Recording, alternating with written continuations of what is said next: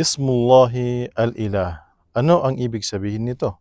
Mga minamahal naming kapatid, Ismullahi al-Ilah, ang pangalan ng Allah na ang al-Ilah, ang ibig sabihin nito ay nangangahulugang sa wikang Arabic ay galing sa salitang aliha na ang ibig sabihin ay ang pagsamba kay Allah. Sa panahon natin ngayon, karamihan sa mga tao ay nalilito kung sino talaga ang dapat sambahin. Alam ba natin na si Allah subhanahu wa ta'ala ay may pangalang Al-Ilah na galing sa salitang Arabic na aliha na ang ibig sabihin ay ang sumamba. Siya lamang ang sinasamba ng mga puso sa pamamagitan ng pagsunod at pag-ibig at pagkatakot at pag-asa ay kay Allah subhanahu wa ta'ala lamang, na walang karapat-dapat na sambahin maliban lamang kay Allah.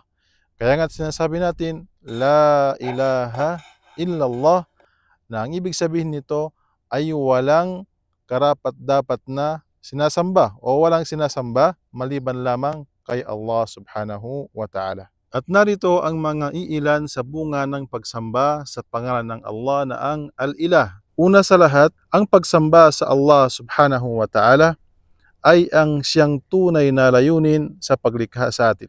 Ang sinumang sumusunod at tumutupad dito ay magkakaroon siya ng magandang kabuhayan at kapayapaan. Ang sinumang tumataliwas dito o lumalabag dito ay mabuhay sa kalungkutan. Pangalawa, ang mananampalataya sa pangalan ng Allah na ang Al-Ilah ay laging pumupuri at nagpapasalamat kay Allah at sinusunod niya ang mga utos ng Allah higit sa pagnanais ng kanyang sarili. Naway ipagkaloob sa atin ng Allah subhanahu wa ta'ala ang mabuting pagsamba sa kanya at ipalayo na tayo sa lahat ng uri ng pagtatambal. Wassalamu alaikum warahmatullahi wabarakatuh.